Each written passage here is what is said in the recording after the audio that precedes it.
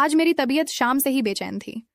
जैसे ही मैं सोने के लिए लेटी तो काफी देर तक नींद नहीं आई और फिर एकदम से आंख लग गई। जैसे ही आधी रात का वक्त हुआ तो मेरी आंख खुली।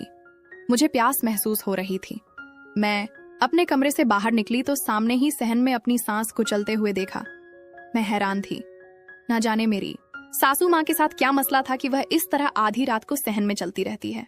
मैंने एक दो बार अपने पति विक्रम से भी पूछा, विक्रम क्या बात है, माँ जी ऐसे क्यों चलती रहती है, आखिर उन्हें क्या परेशानी है।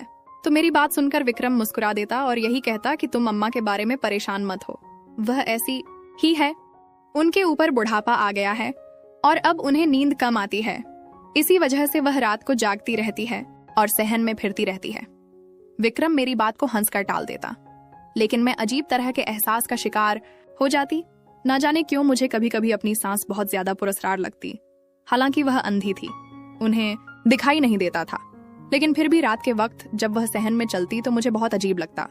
आज तो मैंने उनसे पूछा भी नहीं कि उनकी तबीयत ठीक भी है या नहीं, क्योंकि आज मेरा अपना मूड खराब था। आज मेरी अपने शौहर विक्रम से शाम को लड़ाई हो गई थी। हम दोनों के बीच काफी झगड़ा हुआ था, जिसकी वजह से मैं काफी देर तक रोती रही थी। मेरी शादी को अभी सिर्फ 15 माह हुए हैं। मैं और विक्रम एक दूसरे के साथ खुश हैं। विक्रम का अपना एक स्टोर है जहां पर वह शुभ सवेरे ही काम पर चला जाता है, जबकि मैं घर के काम करती और तैयार होकर विक्रम का इंतजार करती। ये शादी मेरी खाला ने करवाई थी, क्योंकि मेरे माँ बाप तो मेरे बचपन में ही मर गए थे और मैं अपनी खाला के पास रहती थी। इसीलिए खाला ने विक्रम केरे को फौरन कबूल कर लिया और उसके बारे में कोई भी खबर नहीं की। वह तो मेरी किस्मत अच्छी थी कि विक्रम काफी अच्छा और सुलझा हुआ शौहर साबित हुआ। वह मुझसे मोहब्बत करता था और मैं भी उसकी मोहब्बत में खो गई। लेकिन शादी के 6 महीने के बाद ही जब मुझे इस बात का अंदाजा हुआ कि विक्रम की मोहब्बत तो पानी का बुलबुला है, क्योंकि आज घर की पूरी सफाई के दौरान जब मैंने विक्रम की शादी की तस्वीरें देखी तो मेरे पैरों के नीचे से जमीन सरक गई और मैं जैसे एकदम परेशान हो गई। मुझे अपनी आंखों पर यकीन नहीं आ रहा था कि वह तस्वीरें विक्रम की शादी की है। विक्रम उनमें दूल्हा बना बहुत खूबसूरत लग रहा था और बहुत खुश भी, जबकि उसके साथ एक बहुत खूबसूरत लड़की थी। उसके चेहरे से भी खुशी जाहिर हो रही थी। मैं हैरत से उन तस्वीरों को देख रही थी, क्योंकि मुझे विक्रम की शादी के बारे में नहीं पता था। मैं नहीं जानती थी कि विक्रम पहले से शादीशुदा था, पर सारा दिन मेरा बहुत बेचैन और परेशान गुजरा था और मैं नहीं जानती थी कि मैं अब क्या करूंगी। रो रो कर मेरा बुरा हाल था। मुझे यूं लग रहा था जैसे मेरा घर बर्बाद हो गया है। लेकिन शाम को जब विक्रम आया और उसने मेरा उतरा हुआ चेहरा देखा तो पूछने लगा, राधा तुम्हें क्या हुआ है, तुम इतनी खामोश और उदास क्यों लग रही हो। विक्रम ने मुझसे परेशानी से पूछा तो मैंने उसकी शादी की तस्वीरें उसके सामने रख दी, जिन्हें देखकर विक्रम का रंग लाल पड़ गया और वह कहने लगा, राधा मैं तुम्हें सच बताता हूँ, तुम मेरे बारे में गलत मत सोचो। मैं तुम्हें बहुत पहले यह सच्चाई बताना चाहता था, लेकिन हिम्मत नहीं कर पा रहा था। विक्रम ने फौरन मुझे कहा तो मैं एकदम गुस्से से चिल्ला उठी और उससे कहा, विक्रम आखिर तुम कब मुझे सच्चाई बताना चाहते थे।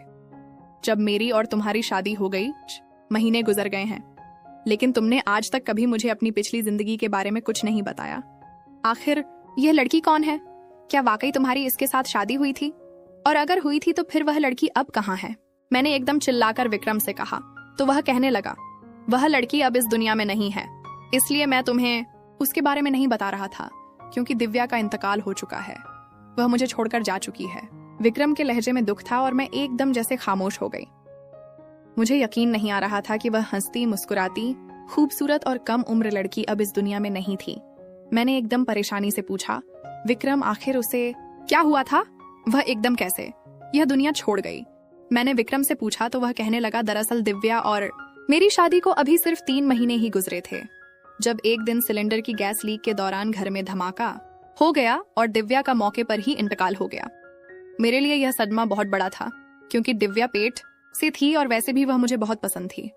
लेकिन उसके चले जाने के बाद मैं काफी उदास और परेशान रहा और कितने अरसे तक खुद को घर में बंद रखा। फिर आहिस्ता आहिस्ता अपने काम की तरफ ध्यान दिया तो अम्मा ने मेरी उदासी को देखते हुए दोबारा शादी का फैसला किया और मेरे लिए तुम्हें चुन लिया। मैं पहले इसके लिए नहीं मान रहा था, लेकिन मैं अम्मा की खातिर मान गया और जब तुम्हें शादी के दिन पहली बार देखा तो अपना दिल हार गया और अपने दिल में तुम्हारे लिए मोहब्बत महसूस करने लगा।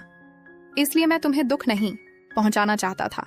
अगर तुम्हें दिव्या के बारे में पता चलता तो तुम उदास हो जाती, परेशान हो जाते, जबकि मैं ऐसा नहीं चाहता था।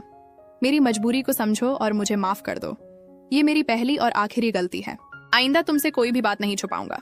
विक्रम के जवाब ने मुझे काफी हद तक सुकून कर दिया था, क्योंकि एक तो दिव्या भी इस दुनिया में नहीं थी और विक्रम भी मुझसे बेहद मोहब्बत करता था।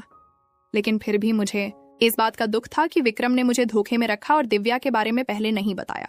हालांकि वह बात शाम को खत्म हो गई थी, लेकिन फिर भी मेरे दिल में विक्रम की तरफ से दुख था और मैं इसी बात पर उदास थी कि मेरा शौहर पहले से शादीशुदा था और उसके दिल में अपनी बीवी के लिए मोहब्बत थी। इसी परेशानी में मैंने खाना भी नहीं बनाया था। विक्रम खाना बाहर से ले आया था, क्योंकि मेरी सास कोई काम नहीं कर सकती थी। वह अंधी थी, उन्हें दिखाई नहीं देता था, इसीलिए मैं उनसे कोई काम नहीं करवाती थी और ना ही वह करती थी। इस वक्त भी जब मैं विक्रम से लड़ झगड़ कर कमरे से बाहर आई तो मेरी सास बाहर ही खड़ी थी। मुझे देखकर एक तरफ को चल पड़ी। मुझे अजीब सा एहसास हुआ।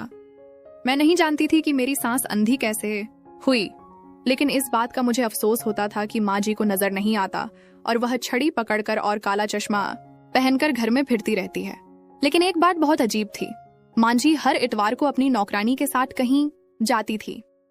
और जब मैंने विक्रम से इस बारे में पूछा तो वह कहने लगा कि अम्मा घर पर बैठकर तंग आ जाती हैं, इसलिए इतवार को जरा बाहर निकल जाती है।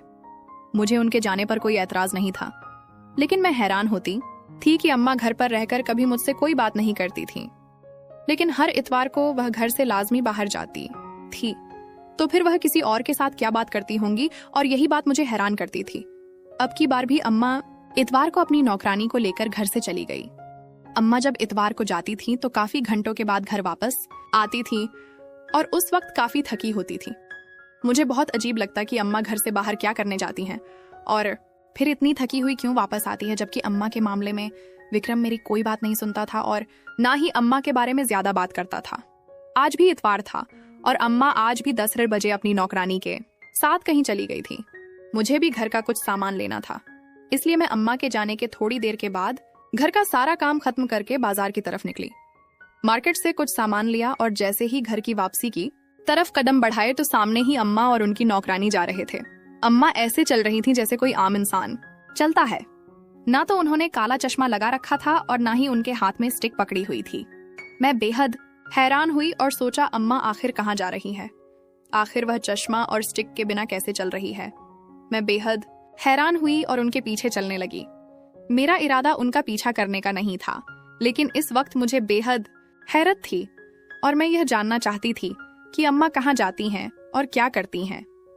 तभी मैं उनके पीछे चलते हुए काफी आगे तक आ गई। अम्मा ने काफी रास्ता पैदल ही गुजार दिया था और अब वह चलते चलते जंगल में आ गई थी। मैं बेहद हैरान हो गई थी, आखिर अम्मा का जंगल में क्या काम है। अम्मा के पीछे चलकर मैं थक चुकी थी। मेरे हाथ में सामान था और पैर भी दर्द करने लगे थे, लेकिन मैंने सोच लिया था कि आज मैं अम्मा का राज्य जानकर ही रहूंगी, इसीलिए उनके पीछे पीछे जंगल में आ गई। अम्मा जंगल में आकर एक जगह पर बैठ गई। उनके हाथ में कुछ चीजें थीं जो उन्होंने सामने रखी और आंखें बंद कर लीं, जबकि उनकी नौकरानी उनके पीछे ही खड़ी थी। मैं हैरत से यह सब कुछ देख रही थी। मुझे अंदाजा हो गया था कि अम्मा कोई अमल कर रही है यकीनन हमारे घर की बेहतरी के लिए ही होगा। मैं अपनी सोच पर शर्मिंदा होती हुई वापस घर आ गई, लेकिन कुछ ऐसा था जो मुझे खटक रहा था और बेचैन कर रहा था। मैं नहीं जानती थी यह सब क्या था और आखिर आज मैंने अम्मा का पीछा क्यों किया।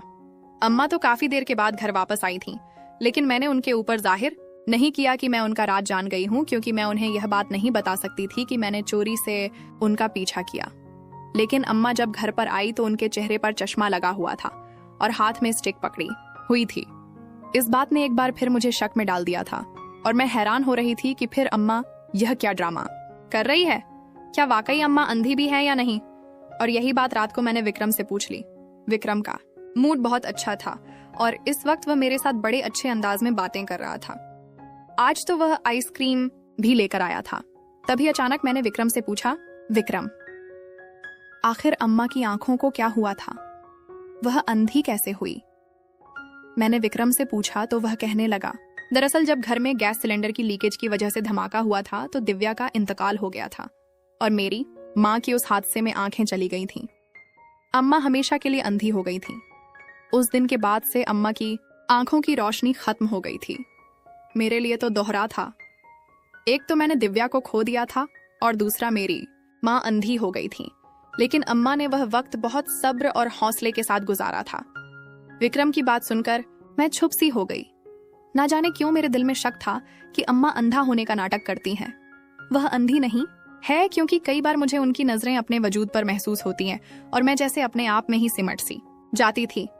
अम्मा की गहरी नजरें मेरे वजूद के आर पार हो जाती और मुझे यूं लगता जैसे वह मुझे देख सकती है। और फिर उस दिन बाजार में भी अम्मा जैसे चल रही थी। वह इसी बात का इशारा था कि अम्मा को सब कुछ दिखाई देता है। लेकिन ना जाने क्यों अम्मा ने झूठ बोल रखा था और विक्रम भी उनकी सच्चाई के बारे में नहीं जानता था। इन्हीं दिनों में मुझे खबर मिली कि मैं प्रेग्नेंट हूं और जल्द ही मेरे आंगन में एक बच्चा होगा। ये खबर सुनकर मेरी खुशी की कोई इंतहा नहीं थी, क्योंकि कुछ सप्ताह फिर माँ हो गए थे और अभी तक मैं एक बार भी हामिया नहीं हुई थी। ये खबर सुनकर विक्रम भी बेहद खुश था और उसके तो जैसे पैर ही जमीन पर नहीं टिक रहे थे। जबकि मेरी सासू माँ का अंदाज कुछ ठंडा सा लगा था, क्योंकि वह उस तरह खुशी का इजहार नहीं कर सकी थी जैसे